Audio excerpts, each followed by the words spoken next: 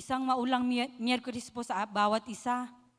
Gayunman kahit po maulan, hindi po hadlang para hindi po tayo makaisa sa prayer meeting. Purihin po ang Panginoon sa buhay ng bawat isa at tayo po ay tumayo at sama-sama po nating basahin ang awit 34 verse 1 to 9. Pagpuri dahil sa kabutihan ng Diyos. Sa lahat ng pagkakataon, si Yahweh ay aking pupurihin. Pagpupuri ko sa Kanya'y hindi ko papatigilin. Aking pupurihin Kanyang mga gawa. Kayong naapi, makinig matuwa. Ang kadakilaan niya ay ihayag at ang ngalan niya'y purihin ng lahat. Ang aking dalangin, dinig ng Diyos, inalis niya sa akin ang lahat kong takot. Nagalak ang aping umasa sa Kanya, pagkat di nabigo ang pag-asa nila. Tumatawag sa Diyos ang walang pag-asa, sila'y iniligtas sa hirap at dusa. Anghel siyang bantay sa may takot sa Diyos, sa mga panganib sila'y kinukupkop. Tingnan mo at lasapin ang kabutihan ni Yahweh, mapalad ang taong nananalig sa Kanya. Matakot kay Yahweh kayo na Kanyang bayan, nang makamtam ninyo ang lahat ng bagay. Tayo po'y sama-samang manalangin. Dakilang Diyos at Ama naming nasa langit, Panginoon, maraming salamat po sa oras na ito na muli kami po ay magkatipon-tipon sa prayer meeting. Salamat Panginoon sa patuloy na kabutihan mo po sa buhay ng bawat isa, sa araw-araw na mga pagpapala na ipinagkakaloob mo. Maging sa mga iba't ibang pagsubok sa buhay, Ama, maraming pong salamat. Dahilan po ito upang patuloy po namin ikaw na naisin na makaniig sa pananalangin, mabasa po ang iyong mga salita para malaman po namin kung ano po ang iyong nais na sabihin sa amin. Salamat Panginoon sa mga trabaho na patuloy na nagiging daan upang patuloy po kaming mayroon pong mapagkunan sa araw-araw. Salamat Panginoon sa iyo pong pag-iingat at proteksyon na anuman pong oras at sandali, kami po ay payapat panatag dahil alam po namin na mayroon pong Diyos na makapangyarihan sa lahat na mag-iingat po sa amin. Salamat Panginoon sa lubos-lubos na pagpapala na amin pong natatanggap. Wala pong dahilan para kami mag-alala dahil ikaw po yung Diyos namin na nag-provide ng higit pa sa amin pong hinihiling. Ama, dalangin po namin sa gabing ito, ikaw po yung manguna sa anak mo na magbibigay ng iyong mensahe. Tago mo po siya, Ama, sa iyong likuran at patuloy na ikaw lamang po yung mahayag sa lahat ng kanyang sasabihin. Sa mga kapatid po namin papunta pa lamang dito, ingatan mo po sila, Ama, at nawa makiisa po sila sa prayer meeting. Gayun din, Ama, sa aming pasasalamat, sa mga prayer concern, ikaw lang po ang tunay na maitaas at kumilos sa buhay ng bawat isa. Maraming po amang salamat. Ito po ang aming dalangin. Sa tanging pangalan lamang po ng aming Panginoong Hesus. Amen. Ngayon man po ay papangunahan po tayo ni Sister Rosien sa ating pong pag-aawitan. Magandang hapon po sa bawat isa. Isang malamig na hapon po ang meron tayo ngayon. At sa nagdaang isang linggo po, tayo ay maraming gustong ipagpasalamat. Ngayon lang po, tayo ay nagpapasalamat dahil tayo ay ligtas na nandito kahit po di maganda ang ating panahon. At samahan niyo po ako sa pagpupuri at pasasalamat sa ating Panginoon. Atin po siyang awitan. Awitin po natin ang Thank You, Lord.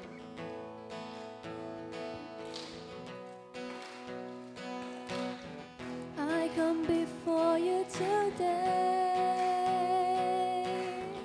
and there's just one thing that I want to say. Thank you, Lord. Thank you, Lord, for all you've done in my life, for all the blessings that I cannot see. Thank you, Lord. Thank you, Lord. With a grateful heart. With a grateful heart. With a song of praise. With an outstretched arm, I'll bless your name. Thank you, Lord. I just wanna thank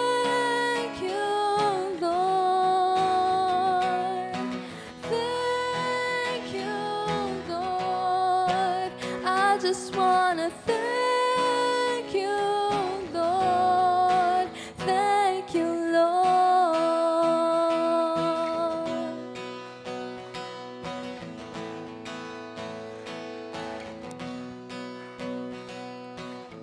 For all you've done in my life.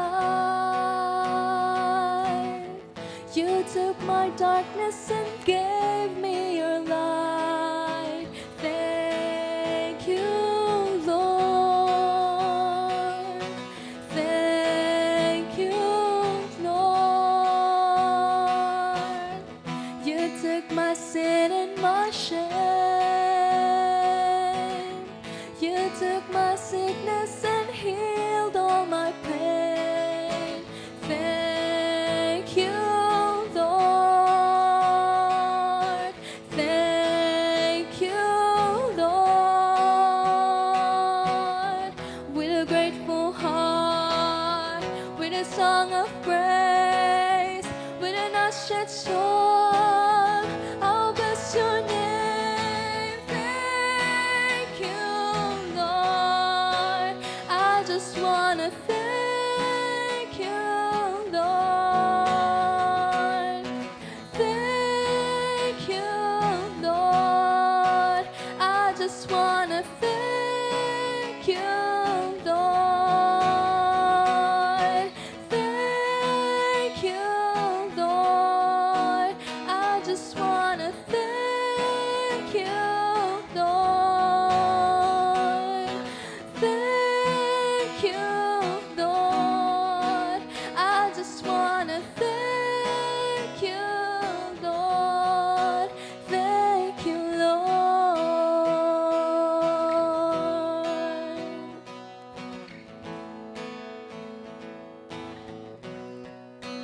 Thank you, Lord. Patuloy po tayong umawit.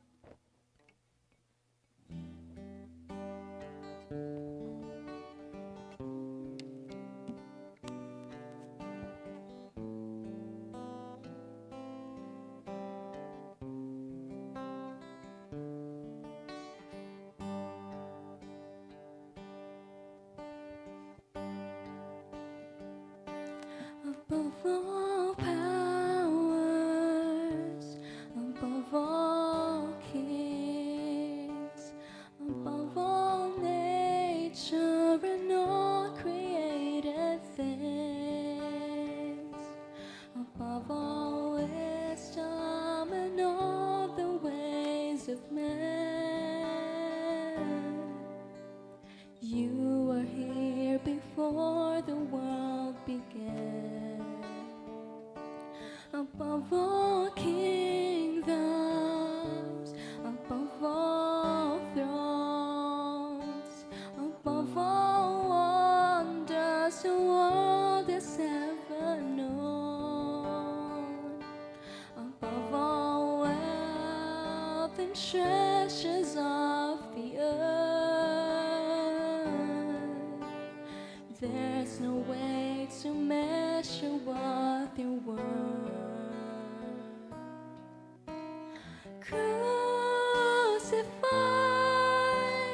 laid behind a stone, you lived to die, rejected and alone like a rose, trampled on the ground. You took the fall and thought of me above all.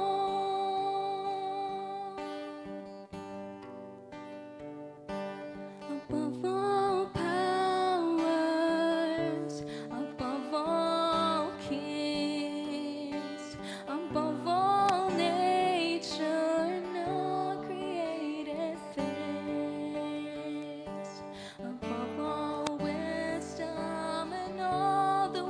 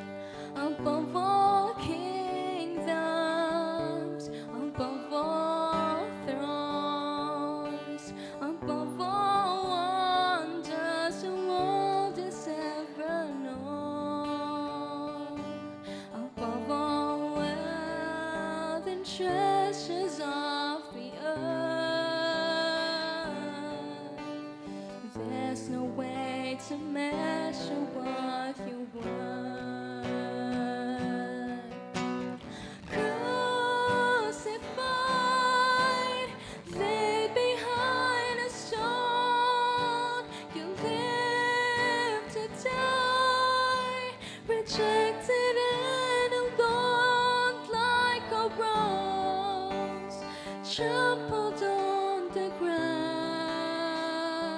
You took the fall and thought of me above all. Crucified, laid behind a stone, you lived to die, rejected and ungone like a rose, trampled on the ground. You took the fall and thought of me above all. Crucified, laid behind a stone, you lived to die, rejected and alone like a rose, trampled on the ground. You took the fall and thought of me above all, like a rose trampled on the ground. You took the fall and thought of me above all, like a rose trampled on the ground. You took the fall and thought of me above all. Panginoon, kami po ay lumalapit sa inyo sa panalangin. Salamat, Panginoon. Tanggapin niyo po ang aming papuri at pasasalamat sa hapon na ito. Sa inyo po ang mataas na papuri at pasasalamat sa pangalan ni Jesus. Amen.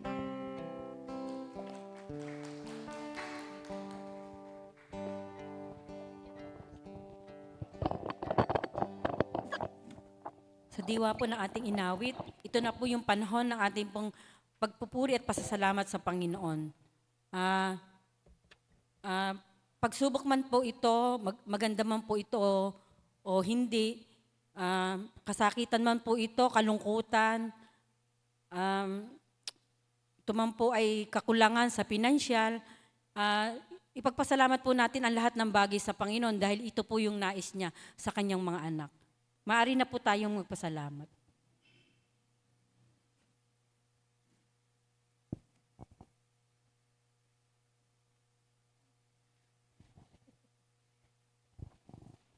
Magandang gabi po sa ating lahat.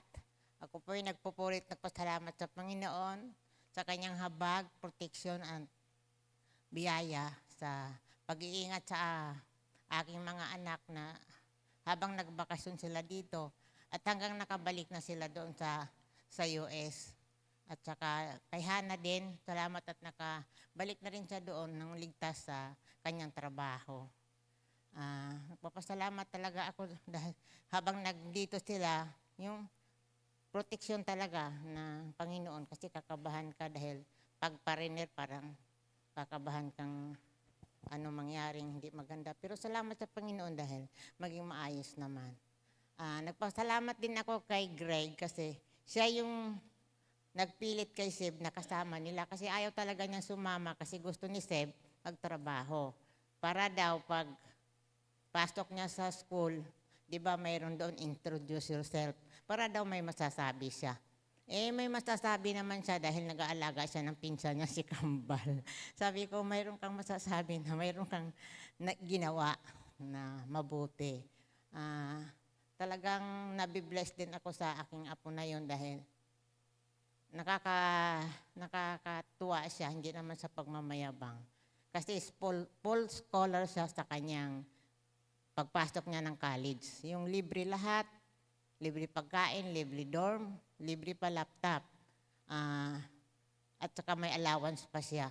Kumbaga, Pero alam natin na may kapalit yun. Stress din yun kasi kailangan ma-maintain niya yung grade niya. Kaya patuloy nating sabi ni Kim, Nak, ano ba ang, pag nalulungkot ka, ano ang nais mo na maitulong namin sa'yo?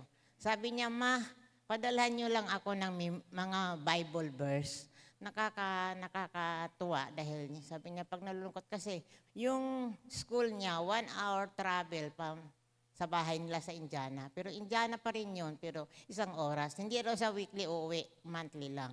Kaya salamat at tapos ang bili niya sa akin, sabi niya, Nay, huwag mong spoil yung kambal ha. Sabi niya sa akin. Sabi ko, hindi. Hindi naman ako konsentidor. Tapos ang sabi niya sa akin, aywan ko lang kung hindi obvious na hindi ako konsentidor. At ang sabi niya sa airport, sabi niya sa akin, Nay, mag-ingat ka lagi sa iyong sarili. Dapat pagbalik ko, nandito ka pa, buhay ka pa. Na nakakatuwa. Nauo ka ko, hihintayin. Iingatan ko yung sarili ko, hindi na ako magpasagasa. Kaya, pinupuri ko at pasalamat sa Panginoon.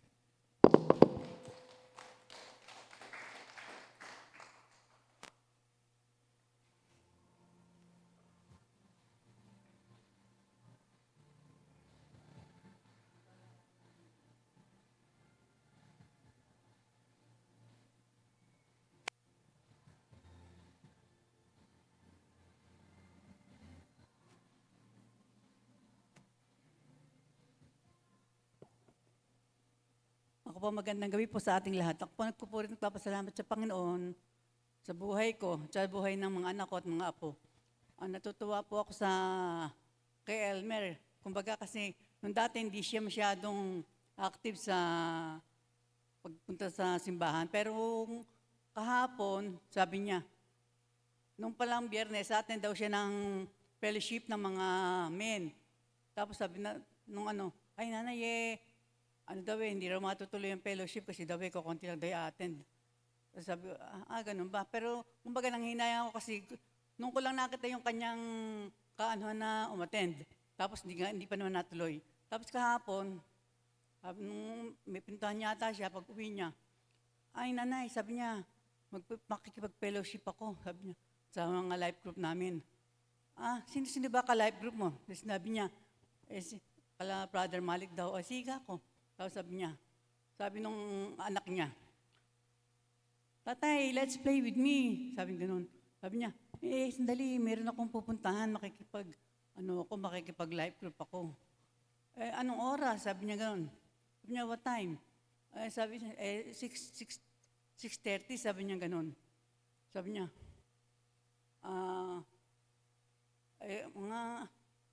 Inglesero kasi apo ko, sabi niya. Sa Tagalog, sabi niya, mga anong oras ka darating? Sabi niya, mga 7:30, andito na ako. Sure ka? Sabi niya, sure ako, sabi niya yan. Tapos nung umuwi na ako ng bahay, tapos nanong kangina umaga, anong oras ka nakauwi kagabi? Mga 11 na ako na nakauwi. Sabi ko, kasi umuulan po Tapos dala ko pala yung bayaw niyo, Sherina. Sinuli ko na dyan. Sabi Lucas? Doting ako, tulog na. Tapos sabi kumbaga nakikita ko sa kanya yung, dati wala siyang siglang umattend. Pero ngayon nakikita ko sa kanya yung, kumbaga siguro nakakita siya ng nasisiyansya. Kasi yung kanyang, angkan sa San Miguel, Katoliko talaga yun. Kumbaga napakaraming pamahiin, maraming mga pinaniniwala ang mga kasabihan, bawal ganire, bawal ganon. Tapos ngayon nakikita ko siya, parang hindi na siya masyadong mapaniwalain sa mga ganong pamahiin. Kumbaga natutuwa ako sa kanya ngayon kasi nakikita ko na kahit paano, nakikita ko siyang kasiglahan niya sa punta rito pati pag-attend. Pagka nilang pwede siya pong magsimba o ganon. Hindi na siya nag-aatubili, hindi katulad ng dati na parang ayaw niya. Kumbaga, at ako sa Panginoon kasi lagi ko pinapanalangin sa Kanya na kumbaga matuto siya maano niya yung pananampalataya dito kasi iba yung Katoliko at iba yung ang pagsamba rito. Tapos si Lucas, natutuwa rin ako kasi may yung kanilang TV na ano sa YouTube, minsan lilipat niya bigla sa mga yung tungkol sa pagkanta sa mga Christian song. Tapos sinasabayan niya. Hindi ko siya pinapansin, hindi ko siya sinasabihan. Kumbaga hinahayaan ko lang siya kasi pag binati mo, baka mamaya pag nabati hihinto na. Kaya sabi ko kay Elmer, tumukha kay anak mo. Kumbaga pagka sinasabayan yung kanta, sumasayaw-sayaw pa. Kaya anong linggo sa church dito, siya sa gitna. Hinahayaan ko lang, hindi ko sinasabay. Sabi ko, okay lang ako yan, maganda ka ako. Sabi, Lola, with action ba? Sige, sumayaw ka na sabi, okay lang yan. Pagka ako, sasama ka na rin sa harap, sasama ka dun sa nagsasayaw. Tapos sabi, pwede ba yun? Oo, ako pwede. Basta nga ako, pagka gusto mo, sabihin mo lang. Tapos, basta natutuwa ako sa kanila. Siguro si Abby, hindi pa siya masyadong active siya, kaya lang hindi pa siya lubos na kumbaga marami siyang iniintindi. Kumbaga, sabi ko, pagka bibigyan mo ng panahon, halimbawa fellowship, bibigyan mo ako ng panahon yung fellowship ng pagka kailangan mo kahit ako na mag-aalaga ng bata, kung hindi nyo kaya ang isama, ako na lang mag-aalaga. Di baling ako na hindi umattend, basta maka-attend kayo. Kasi ako matanda na. Kayo bata pa, mas kailangan nyo. Kaysa ako naman iting linggo naman, talagang hanggat may pagkakataon, ma-attend ako. At yung basta may pagkakataon na makaka-attend ako, gusto ko kasama ko kayo para maging isang pamilya tayo sa ganitong pananampalataya. Sa Diyos po ang papuri.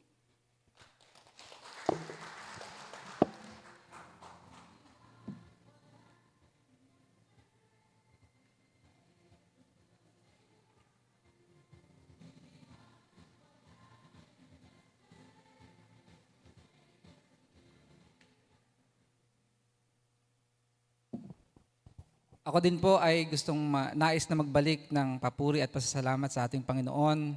Una, sa kagalingan na kanyang ipinagkaloob sa akin. So, salamat sa sakit na naramdaman. Hindi kasi ako, kumbaga, ay nagtitake ng anumang medicine or mga supplement, ayan. So, unang nagkaroon ako ng ubo at sipon ay halos 1 buwan, mahigit, bago nawala iyon. Pero hindi pala talaga tuloy ang nawala. So ilang mga linggo lang, nagbalik siya. Tapos na-realize ko na parang sobrang humihina na yung resistensya ko. At nagkaroon na rin ako ng parang allergic reaction or allergy o ganoon. So salamat sa Panginoon dahil kung hindi dahil doon, ay hindi ko nababantayan yung sarili ko. So, salamat sa Panginoon sa mga nagbigay ng payo, ayan, tungkol dun sa kailangang inumin na gamot. Salamat sa Panginoon sa kanyang kabutihan through our members na nagbigay ng ganong mga encouragement. Prayer kasama doon. Nakakatuwa dahil pinuntahan pa ako sa bahay. At nag-abot ng hindi ko alam kung mga halamang gamot. Ayan. Tapos ito inumin mo, tapos may kasama pang prayer. Sarap ng ganoon. So salamat sa Panginoon dahil nakaraos ako doon at nagkaroon ng kagalingan sa ganoong karamdaman. Pinagpapasalamat ko rin po sa Panginoon ang kanyang provision sa aking family, sa pag-aaral ng aking mga anak. Nakakatuwa lang dahil si Angel ay nakakapag-commute na. Oo. So, mula doon sa school niya, nakakasakay, nakakatawid na ng kalsada, highway, sasakay ng jeep, bababa, tapos tatawid. Malakas ng loob niya na nagagawa niya na yon. May minsan na kahit wala siyang kasama ay nagagawa na niya. So, salamat sa Panginoon sa kanyang pag-iingat at patuloy na provision sa aking family. Ipinagpapasalamat ko rin sa Panginoon ang kanyang gawain na ating tinutupad sa pamamagitan po ng mission team. Salamat sa mga Bible studies na may mga nabuksan na bagong Bible studies at nagpapatuloy po ang ating outreach. Kaya hindi naman may mga existing na Bible study na nagpapatuloy at patuloy na nagbubukas pa. Ako'y nagpapasalamat sa Panginoon maging mula sa kabataan na gumaganap at nagpapagamit sa Panginoon hanggang sa mga kalalakihan at kababaihan na kasakasama natin sa paglilingkod. Ang ito ay nakakataba ng puso na makasamang naglilingkod sa Panginoon. Sa lahat ng ito ay talagang binubusog ako ng kaligayahan mula sa Panginoon. Sa Kanya lamang po ang papuri at pasasalamat.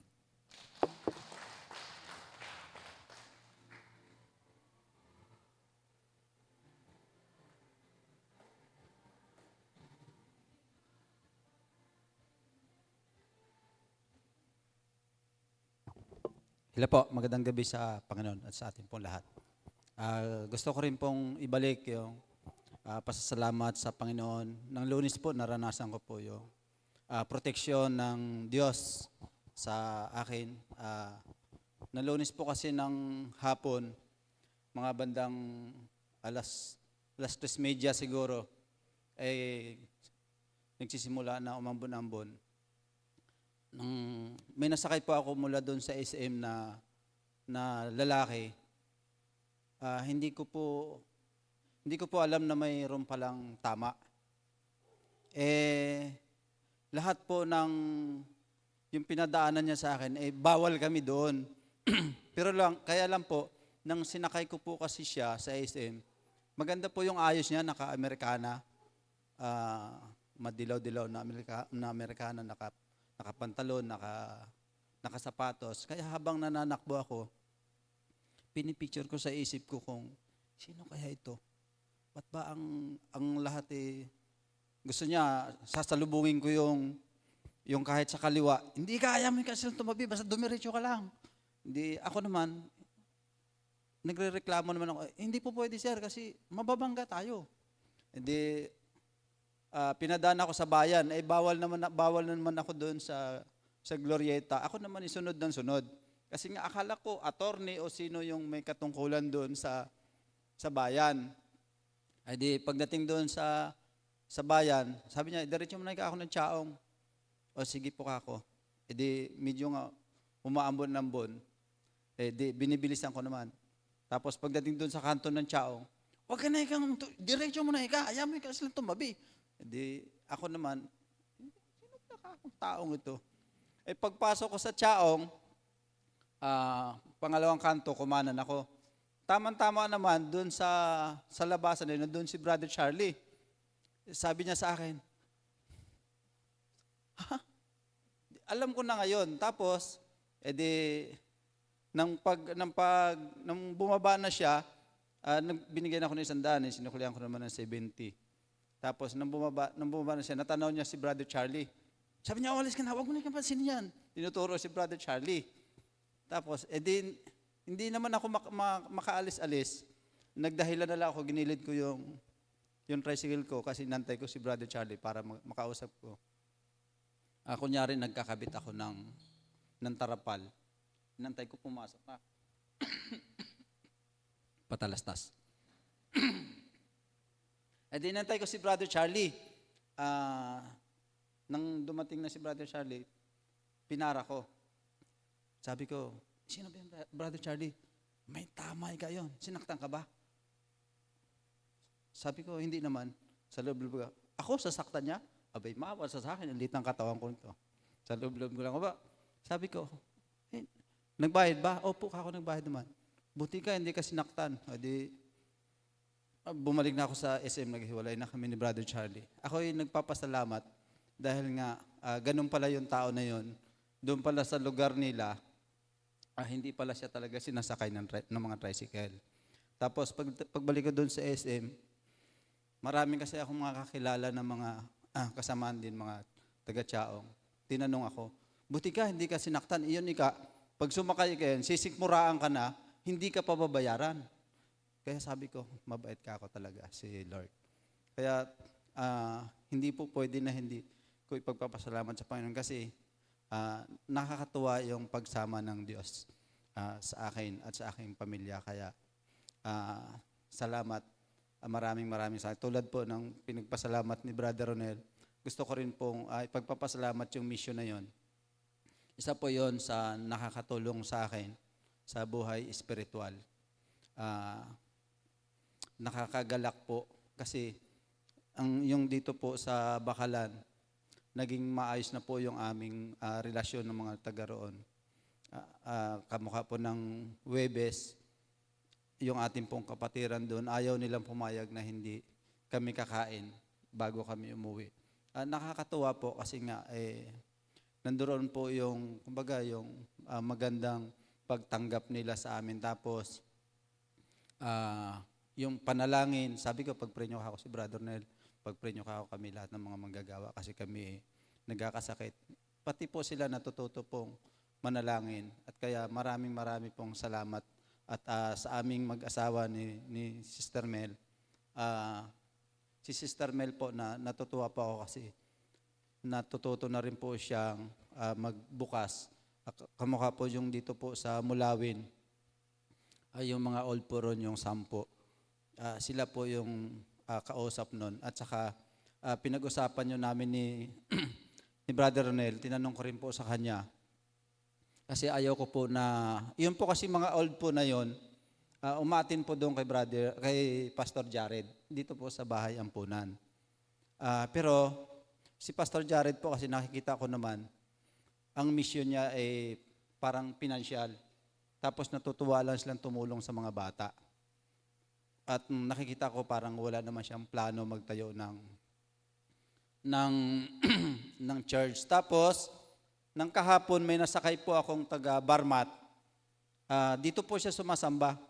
Napapansin ko po yun siya dyan nasa bandang likuran pagkalinggo, pangalawang linggo na raw po nila ditong umaaten. Yung may nunal po rito. Tapos maliit po siyang babae. Nakasakay ko siya, kasi ugali ko na po yun. Pag kami nadaanan po ako doon na taga ron sa amin, pagkapalabas, sinasakay ko. Tapos nagpapakilala ako, tapos ini-interview ko. Tapos na-interview ko nga po yun. Sabi ko, taga-saan po kayo? Taga Barmat. May anak po ba kayong, umaatin po ba kay Pastor Jared? Sabi niya, oo. Tapos, kayo po ba, gusto niyo po ba ako magkaroon ng Bible study? Gusto niyo po ba ako magkaroon ng pananambahan? Sumasamba na kami. Saan ka ako? Doon yung pastor, si Pastor Ian. Alliance po kako. Oo doon nga kami umaten. Kaya nagkaroon po ako lalo nagkaroon po ako ng lakas ng loob kasi ang nagturo po sa kanya na sumamba rito, si Sister El, yung isa po sa tauhan ni Pastor Jared. Kumbaga, hindi na po ako nangangamba kasi baka akala kinukuha natin yung membro para dalhin dito. Pero ang ginagawa po pala nila, tinuturoan po talaga nila na pumunta rito. Kaya salamat po sa Lord na tinuturoan nila, doon kayo sumamba sa Alliance. Kaya hindi na po nawala po sa isip ko yung agam-agam na baka magkaroon ng tampo si Pastor Jared o yung mga doon. Kaya salamat po sa Lord at binigyan niya po ng katotohanan yung mga tanong sa isipan ko. Sa Diyos po ang kapurihan.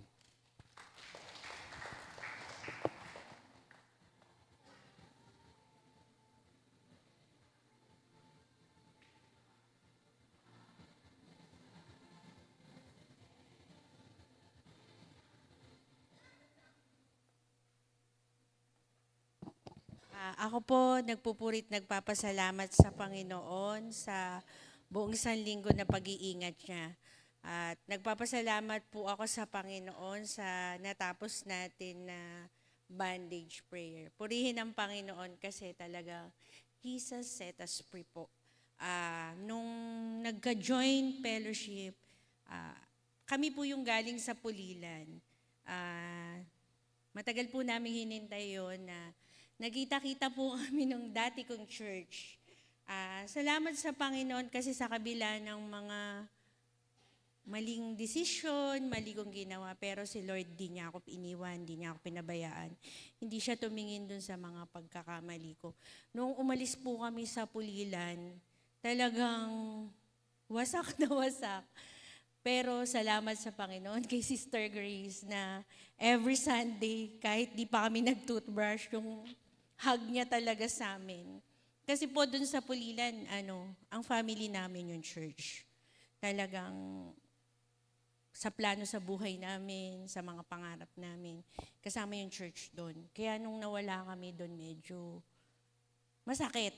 Pero sabi nga ni Butchay, may purpose si Lord. Kasi minsan napag-usapan namin, siguro may purpose talaga si Lord.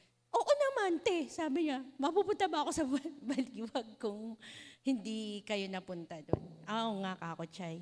O, tama si Butchay. Tapos, salamat sa Panginoon na talagang yung heart, nung nagkasakit si tata, yung provision, protection. Tapos, sinabi ko talaga na huwag akong lalapitan ni Sister Grace. Kasi baka isama ko siya dun sa mga bulig sa palengke. So, sinabi ko talaga, Nay, sabihin mo, huwag niya ako yayakapin. Sabi niya, titirisin ko siya. Hindi ako teacher. Hindi ako principal. Lulunurin ko siya dun sa... Pero, yun, dala lang ng galit. Pero totoong gagawin ko noong mga panahon na yun. Pero salamat sa Panginoon, hindi niya linoob yun. Nagkita kami sa palengke. Mga 3 times ko siyang iniwasan talaga. Kasi baka matiris ko siya, ang cute-cute niya. Pero nung nagsalubong po kami, niyakap niya ako, hindi ko po siya tiniris. Wala akong ginawang masama. Tapos sabi ko, hindi na pala ako galit sa Sister Grace. Oh, di ba? Ganun ka si Lord, na akala ko talaga gagawin ko siyang bulig. Pero, tinulungan ko ba siya maghanap ng anong kailangan mo? Niyakap ko pa siya. Wow, niyakap ko siya talaga. Kaya, salamat kay Lord. At dun ko naramdaman na yung palang, kasi sa maniwala at sa hindi po kayo, dun sa Pulilan, mabait po kami. Apo. At saka, may posisyon po kami dun kahit di kayo maniwala. Apo. Hindi lang masyadong halata nung lumipat ako. Pero yun po totoo. Doon po sa mga officer dito, tsaka si Pastor Ayan, alam niya po yan, kagalang-galang po ako dun sa kabila. Pero nung lumipat kami dito, sinusunan ko pa yung mga huwag kayong yakap ng yakap sa mga taga-Baliwag, baka pinaplastic lang kayo ng mga yan. Sabi ko, hindi maganda yung feed ko sa pamilya ko. Huwag kayo masyadong makipag-close sa mga baka magka-problema tayo. Pero hindi niloob ni Lord yun. Nasama kami sa bandage. Talagang wala kaming planong mag-join. Pero sabi ko, Chay, join tayo para mabawasan yung sama ng ugali natin. Sabi naman di ba, Chay, tayo ko, tara na para mabawasan sama ugali natin. Sige na ate, baka kung ano yan. Tapos may dumating na mga Sunday, takasan na natin, tara na, ayan na naman. Pero salamat sa Panginoon, nakagraduate ako, tsaka big help talaga. Kaya yung pupurit nagpapasalamat ako na nasettle yung problema namin sa Pulilan. Na with clean heart, with love, na talagang yung mga sinasabi ko dati, hindi ko ginawa. Wala akong ginawang masama, kundi yung heart ko ba, na matagal namin hinintay yun. For 2 years kaming hindi maganda yung sitwasyon. Tapos, Sister Grace, lagi siya akong hinahanap. Sabi ko, ayan, yayakapin tayo, Sister Grace. Nag-toothbrush ba kayo? Oo, te. Yung mga face mask natin. Yun. Tapos, naku, te, yayakap siya, mag-spray tayong pabango. Tapos yung iba yan, sila Brother Charlie, sila Tatay Pipito. Nag-build kami ng bagong family. Kaya purihin ng Panginoon na minsan dumadaan tayo sa mga bagay na hindi natin alam kung ano yung kung saan pupunta. Pero tiwala lang sa Diyos na ano man yung na-broke, ano man yung hurt, ano man yung mga hindi maganda, kaya niyang i-reconstruct yung Tapos, nung niyakap pa, si Pastor De Mayo po kasi, tuwing niyayakap niya ako, pumapayag po ako kasi mabait po yun. Pero si Grace talaga, iniiwasan ko siya. Kasi baka may yung gusto ko siyang tirisin dati. Dati po yun. Tapos nung pong talagang iniiwasan ko po siya. Pag may fellowship, sabi ko, Nay, baka magkita kami. Sabihin mo, wag niya ako lalapitan. Sabihin mo na kaagad. Sabi ko, si nanay ko, wag kang ganyan. Tsaka rini-remind po ako lagi nila nanay na, wag kang ganyan na mga lingkod ng Diyos yun. Masama yun. Sabi ko, ayaw mo na. Sabi ko, na, alam niyo po, minsan yung kasalanan talaga pangangatwiranan mo para maitawid. Kaya, paborit, ayaw na po ng every time po na nagpapasalamat ako, nagagalit kasi sila. Pero, yun po talaga, sa puso ko, yun ang pinagpapasalamat ko na talagang yung puso ko, inano ni Lord, binago niya. Tsaka, salamat din po pala na last week, nakuha ko na yung mga laboratory ko. Meron mga hindi okay na lumabas dun sa laboratory ko. Pero mas marami na ngayon yung okay dun sa hindi okay. So, 3 na lang yung kailangan kong i-work out para maayos yung labo. Kaya papurit pasalamat sa Panginoon.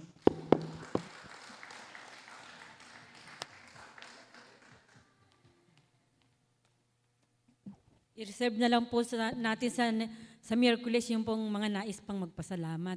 Hinilingan ko po si Ate Cecil para po sa Thanksgiving prayer.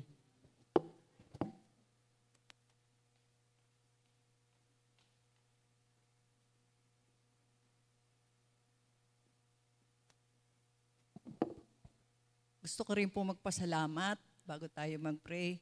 Nagpupuri po ako, nagpapasalamat sa Panginoon dahil tunay nga po na napakabuti niya. Dahil anuman sitwasyong nararanasan namin ay patuloy na naroon yung kanyang paggabay. Salamat at buong pamilya ko hindi naman nagkakasakit. Pero ako po bagamat dumaraan na naman yung bumabalik yung insomnia ko. So, salamat sa Panginoon dahil nagagawa ko yung mga pang-araw-araw na gawain. Nakakalabas din ako everyday. At yung pong provision din ni Lord na patuloy na talagang kahit ang tagal ko na pong wala pang benta. Pero marami naman pong mga inquiry. Pero hindi pa pumuputo. Kaya pupuri ko sa Panginoon dahil alam ko na meron siyang plano na waiting, ganon. So, salamat sa Panginoon.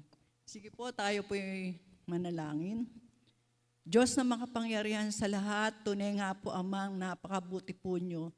Ama, narinig po nyo lahat ang mga nagpasalamat, nagpatotoo sa bawat buhay na naranasan nila. Tunay nga po, Ama, na ikaw ang gumagabay sa bawat isa.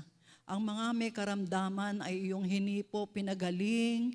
Ang mga nangangailangan ay patuloy din po niyong pinagkakalooban ng mga pangangailangan nila araw-araw.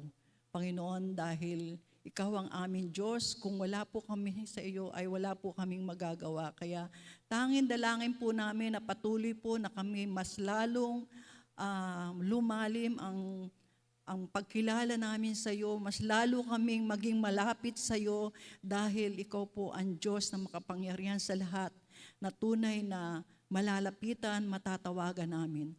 Salamat po Panginoon na anuman sitwasyon na hindi namin kayang unawain sa mga pinararanas mo sa bawat anak mo, ay tunay nga po Amang. Salamat po dahil naroon po yung aming pag-asa, naroon po yung aming pagmamahal sa iyo na tunay nga po na wala kayong katulad, Ama.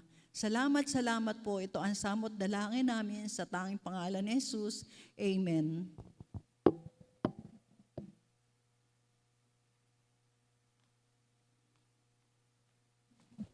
Ngayon naman po ay ating pakinggan ang mensahe ng salita ng Diyos na dadalhin po sa atin ni Sister Sonia Mendoza.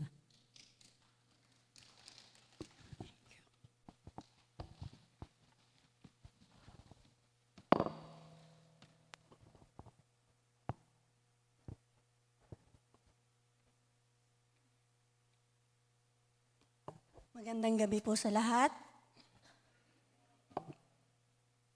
Tanong ko lang po, meron po ba kayong motto sa buhay?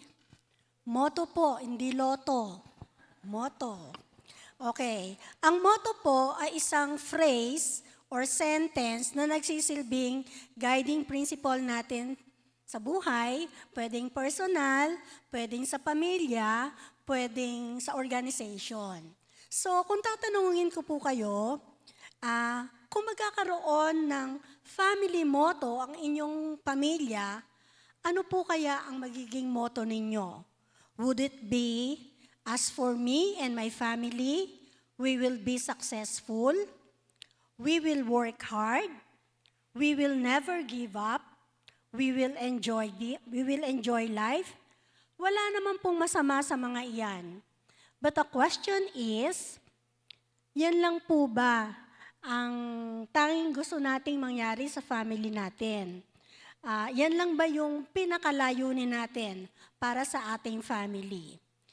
Noong mga nakaraang linggo po, natutunan natin ang iba't ibang paraan at pamamaraan ng paglilingkod sa Diyos.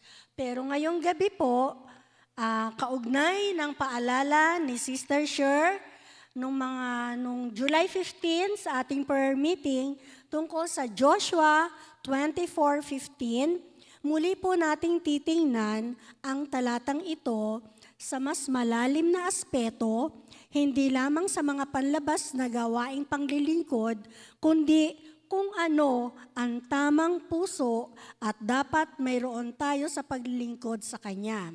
Sa biyaya po at patnubay ng ating Panginoon, hahanapan natin ito ng panibagong mga katotohanan na maaari po nating isabuhay.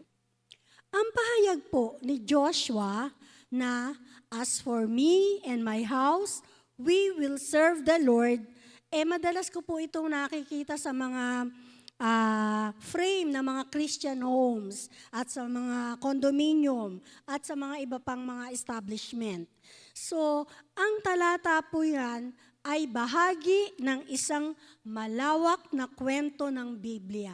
So, para lubos po nating maunawaan ang talatang ito, kailangan po muna nating alalahanin ang katapatan ng Diyos.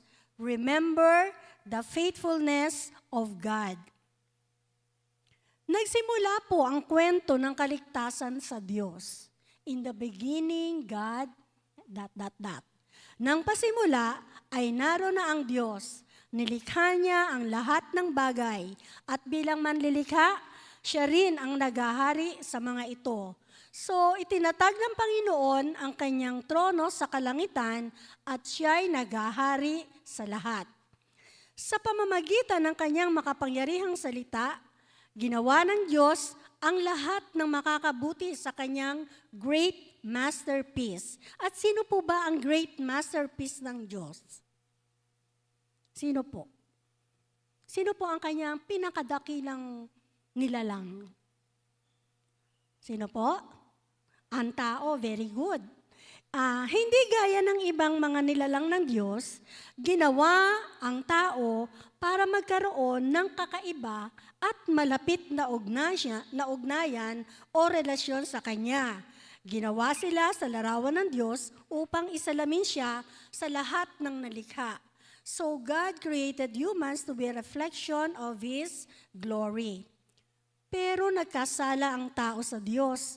Kumalat ang kasalanan sa buong mundo at lumayo sila sa Diyos.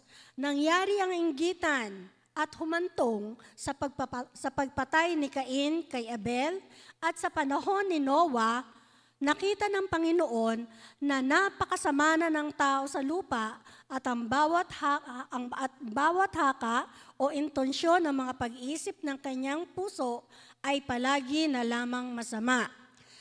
Sa Genesis 11 po, patuloy ang pagrerebelde ng tao sa Diyos. Gagawa pa sila ng isang lungsod na may tore na aabot sa langit para maging tanyag sila at hindi mangalat sa buong mundo.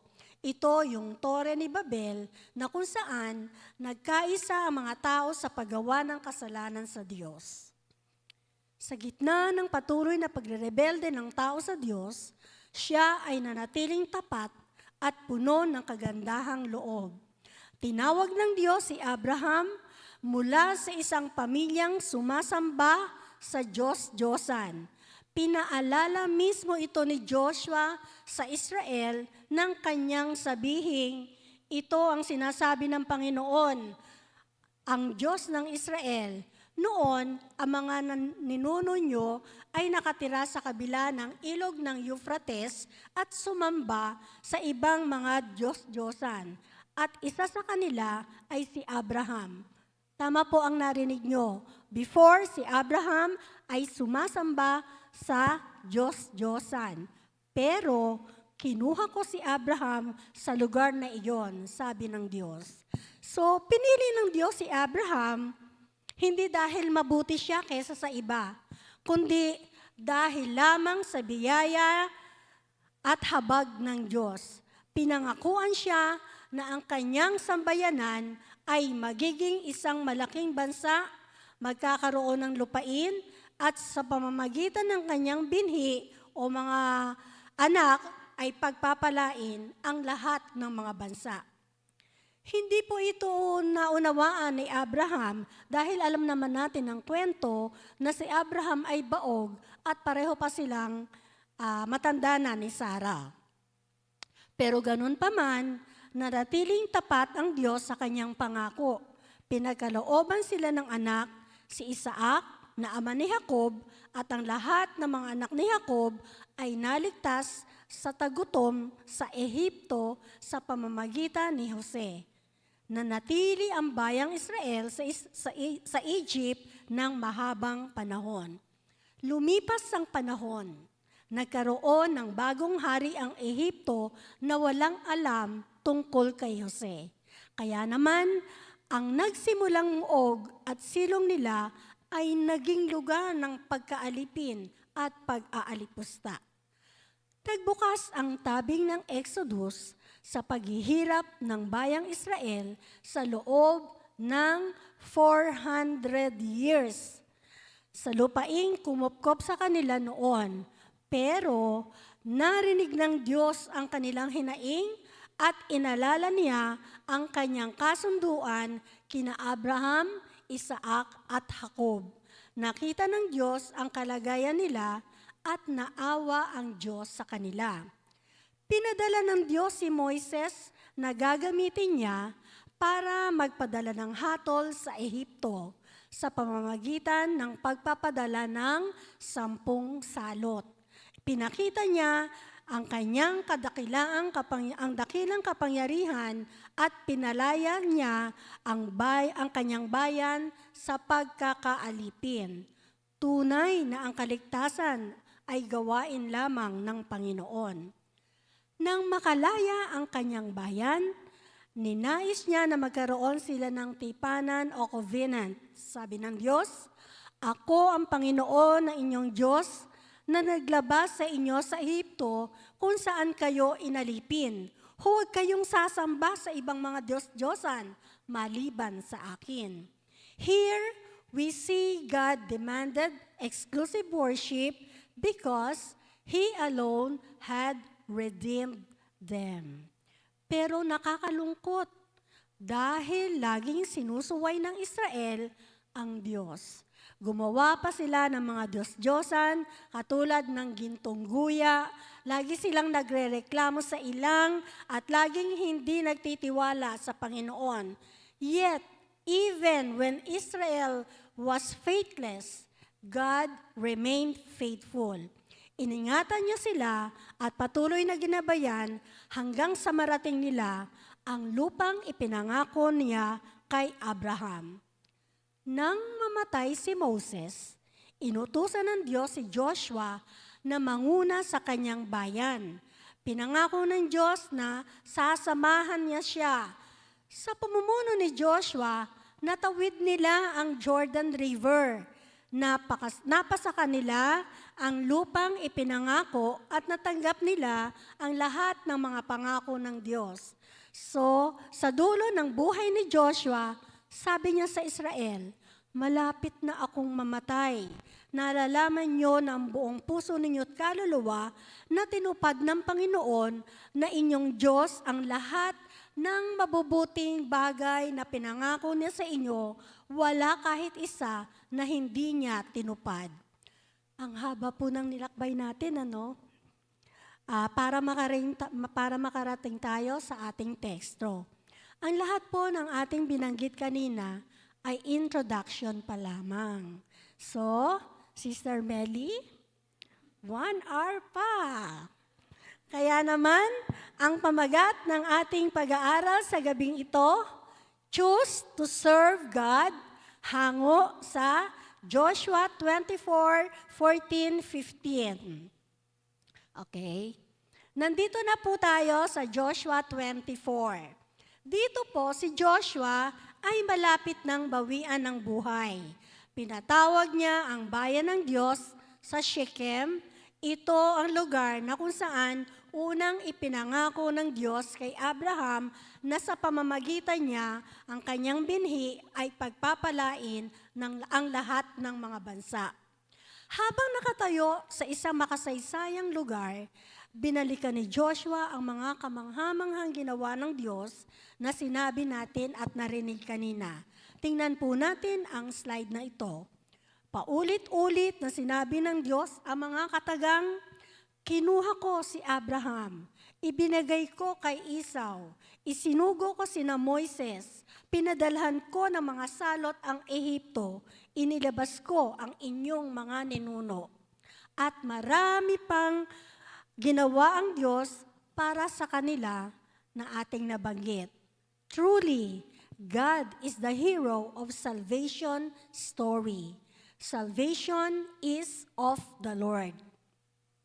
Matapos sabihin ni Joshua ang mga ginawa ng Panginoon para sa kanila, sinabi niya na ang marapat na tugon ng mga taong niligtas ng Diyos.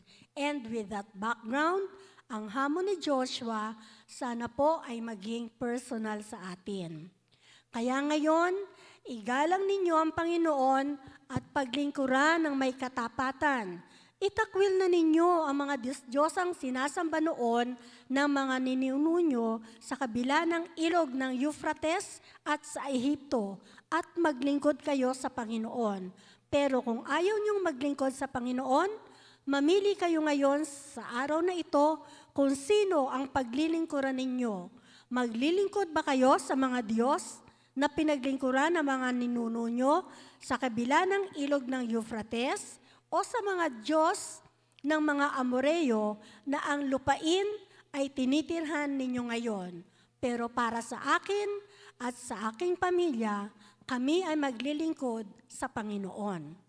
Upang madali po nating masundan ang ating pag-aaral ngayong gabi, ay tingnan po natin ang tatlong R. First, reject the counterfeit gods. Resolve your conscious choice to serve God.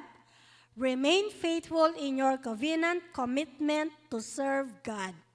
Number 1, reject the counterfeit gods. Itakwil na ninyo ang mga Diyos-Diyosang sinasamba noon ng mga ninuno nyo.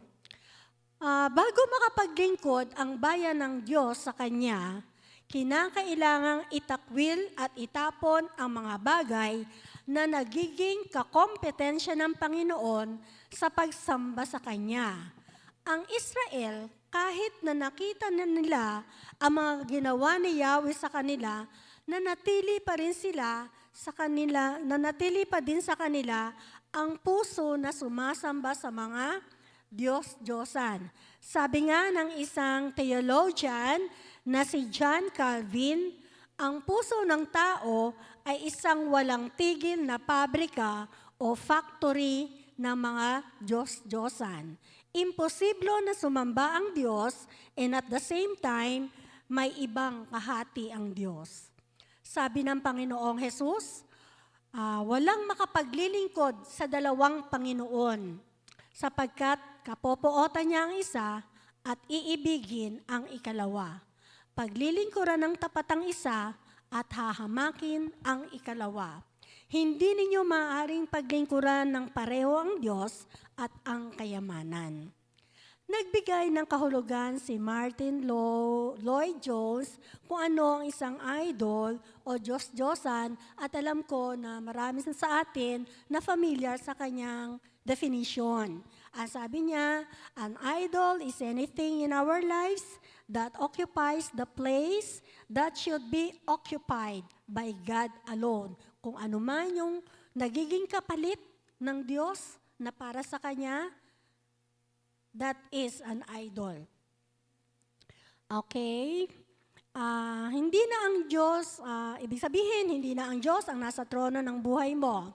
So, idolatry means taking the place of God and substitute or replace it with material things or people.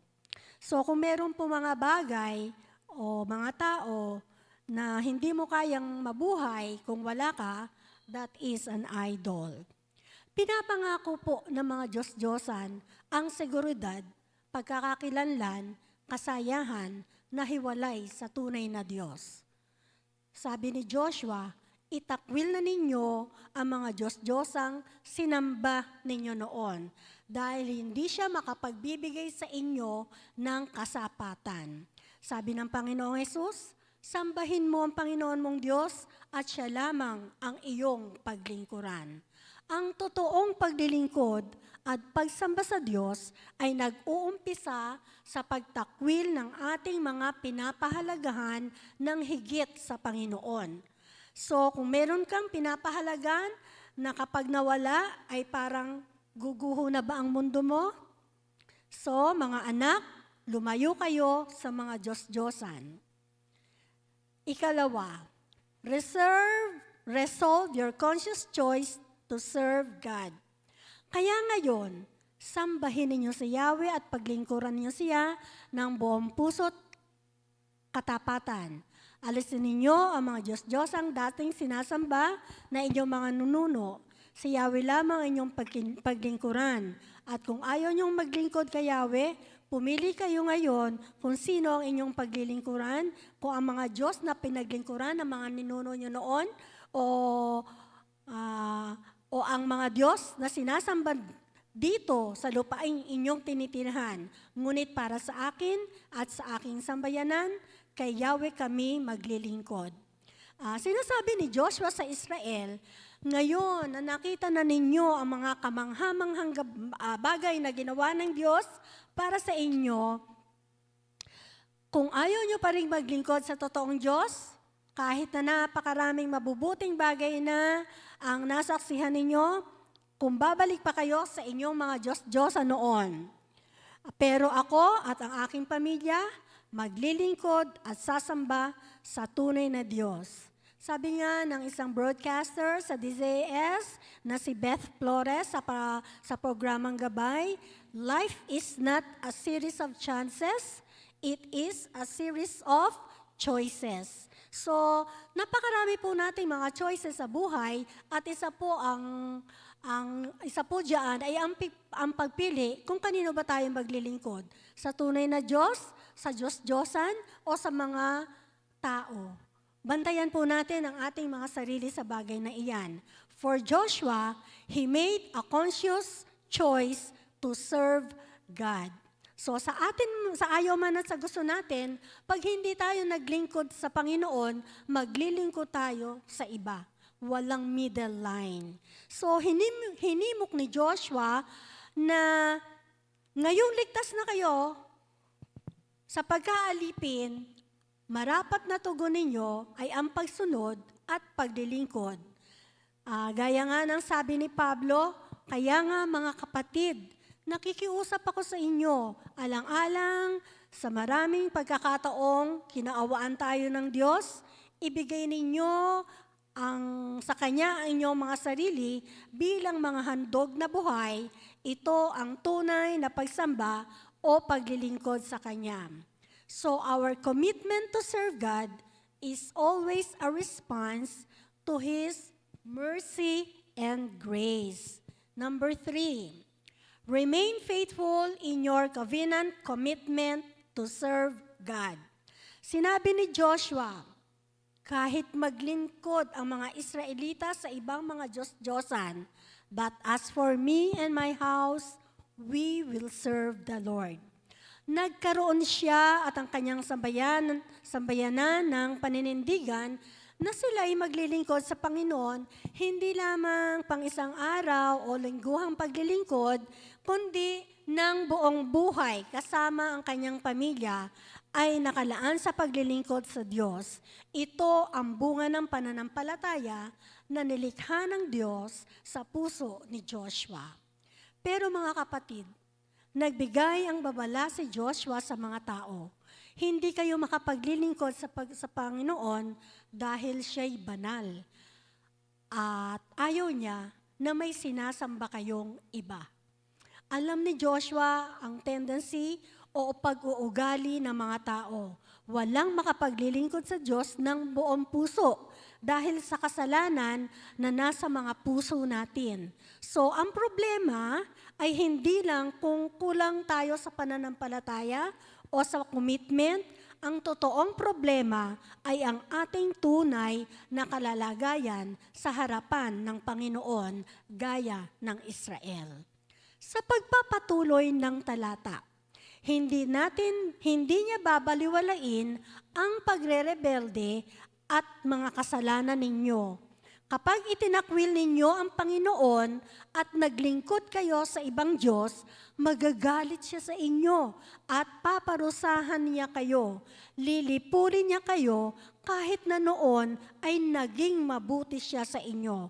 At ganoon nga ang nangyari. Sa dulong bahagi ng Joshua 24, ng araw na iyon, gumawa pa si Joshua ng kasunduan or covenant sa mga tao roon sa Shechem at binigay niya sa kanila ang mga kautusan at mga tuntunin. Pero alam natin ang kasaysayan, paulit-ulit silang nagkakasala at tumatalikod sa Diyos at sa kanilang tipanan. Nang mamatay ang mga tao sa henerasyong iyon, sumunod na salinlahi ay hindi nakilala ang Panginoon, maging ang mga ginawa niya para sa Israel. Gumawa ng kasamaan ng mga Israelita sa paningin ng Panginoon at naglingkod pa sa mga imahe ni Baal. Itinakwil nila ang Panginoon, ang Diyos ang kanilang mga ninuno, na siyang nagligtas sa kanila sa Ehipto. Sinunod nila at sinamba ang iba't ibang mga Diyos ng mga tao sa paligid nila. Ginagawa ng bawat isa ang lahat ng kanilang magustuhan. At nangyari ito ng paulit-ulit hanggang sa matapos ang Old Testament story. Pero dahil sa awa ng Diyos at sa kanyang kagandahang loob, sa kanyang mga hinirang, hindi niya pababayaan ang kanyang mga tao sa kalunos-lunos na sitwasyon. Pinangako niya sa pamagitan ng mga propeta na bibigyan niya sila ng bagong puso na makasusunod at makapaglilingkod sa Kanya. Sabi ng Diyos, ganito ang gagawin kong kasunduan. Itatanim ko sa kanilang kalooban ang aking kautusan. Isusulat ko ito sa kanilang mga puso. Ako ang kanilang magiging Diyos at sila ang aking magiging bayan. Sabi sa Ezekiel, sabi ng Diyos, bibigyan ko kayo ng bagong puso at bagong espiritu. At ang matitigas niyong puso ay magiging pusong masunurin. Ibibigay ko rin sa inyo ang aking espiritu para maingat ninyong masunod ang mga utos ko at mga tuntunin. We can say that we will serve God, but in actual reality, we cannot really serve Him. Kaya naman, gaya ng ginawa ng Diyos sa simula pa lang, siya mismo ang gagawa ng paraan. I will give you a new heart. I will put my spirit within you. I will cause you to follow.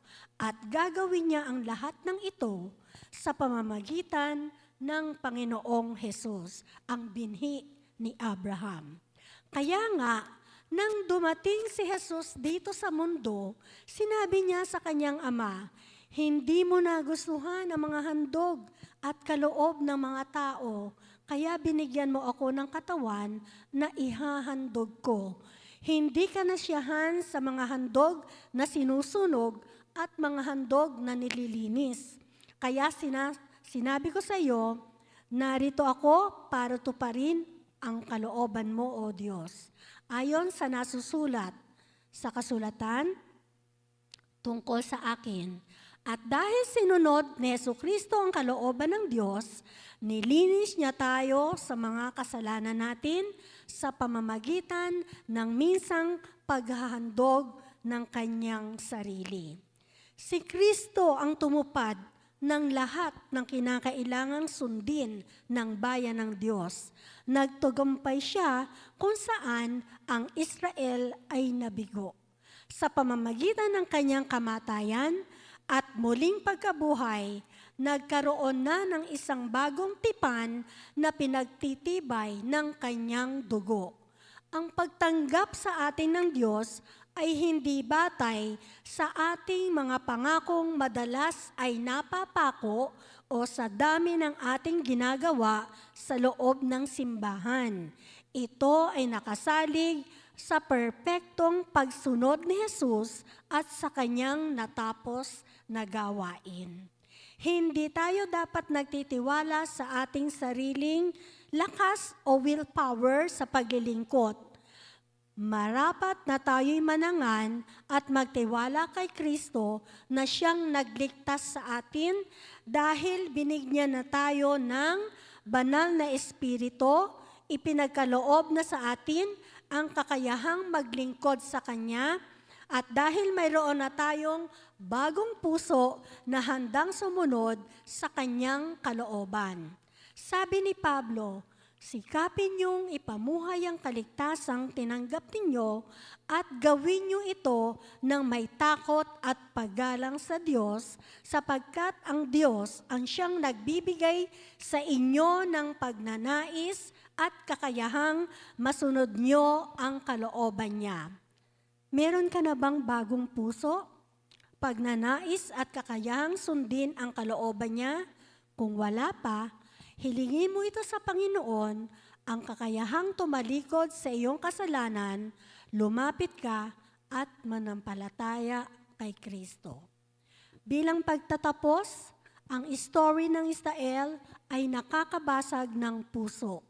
Nagpapaalala ito sa atin kung ang mga pangako lang natin ang ating aasahan, mapupunta ito sa wala.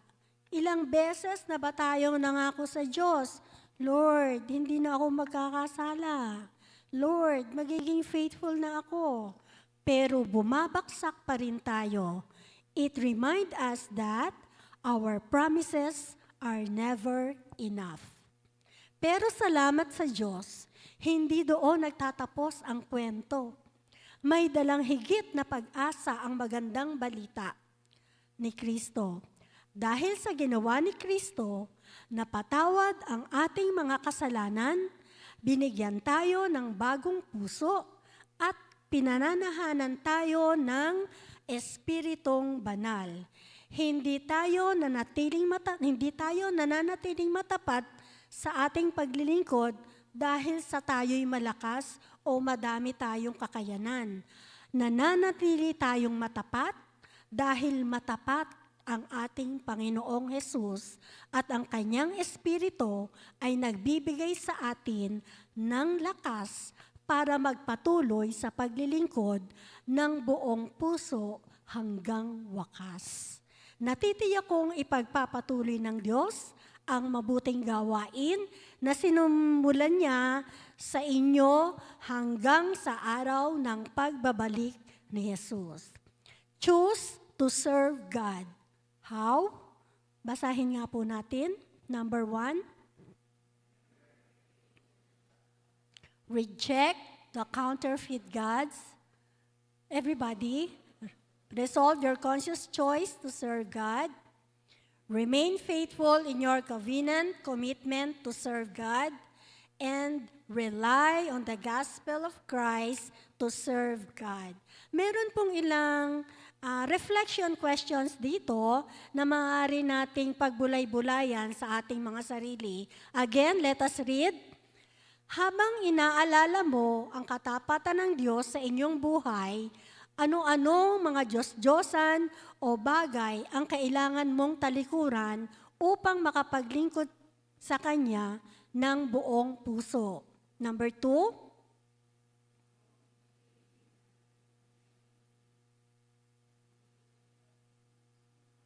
at ano-anong hamon ang madalas sumubok sa inyong katapatan sa Kanya. And last, paano ka tinutulungan ng Ebanghelyong ni Kristo na manatiling tapat sa inyong tipanang pangakong maglingkod sa Diyos kahit sa gitna ng inyong kahinaan at pagkabigo.